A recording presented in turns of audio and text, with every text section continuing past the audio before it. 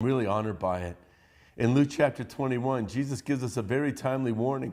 And I think it should be a wake-up call to us because we could be those people living in these days. Let's start reading in Luke 21, verse 25. There will be signs in sun and moon and stars, and upon the earth dismay among nations, in perplexity at the roaring of the sea and the waves. Men fainting from fear and the expectation of the things which are coming upon the earth, for the powers of the heavens will be shaken. Let me stop right there. Jesus said in the last days, there's going to be something going on, and he doesn't get specific. It's going to darken the sun, the moon, the stars.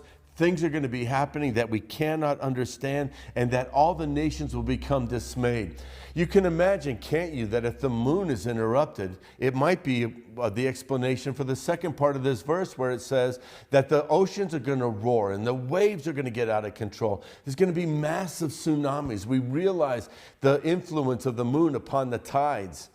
And we know that even it plays a role in the movement of the plates of the earth and earthquakes producing these tsunamis. And the Lord is saying, man, hold on during this time.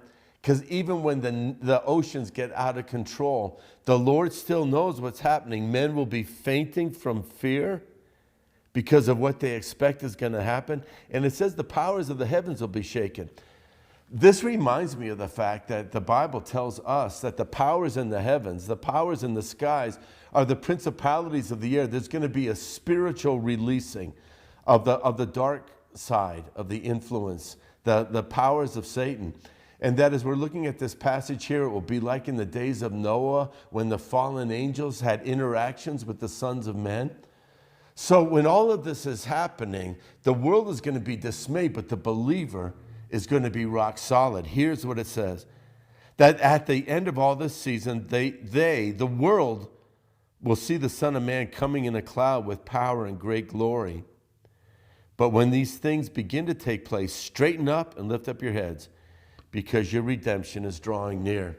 As I'm looking at this passage right here, didn't you feel it over these last several vlogs that we did? Like, you can feel sort of this anxiety, and you're saying, please, God, please don't let me or my children or grandchildren to live according to such a day. But there will be a generation that's assigned to walk through those times. And the Lord says, when you see this stuff, know that the Son of Man is going to come in great power and glory. He's going to wrap it up. Don't listen to the people saying, I'm the Christ over here. Don't be going after the people who say, oh no, the end is near. Keep your eyes looking on the sky, because the Lord said your redemption is going to be so close. So just hold on a little longer, because the Lord is coming. And I love that last verse. Straighten up and lift up your heads. This is not the day, he's saying, where people should be timid and their spines should be weak and their necks should be slouched over. But this is the day to lift up our heads, be men and women with words of faith and a position, a confidence of faith.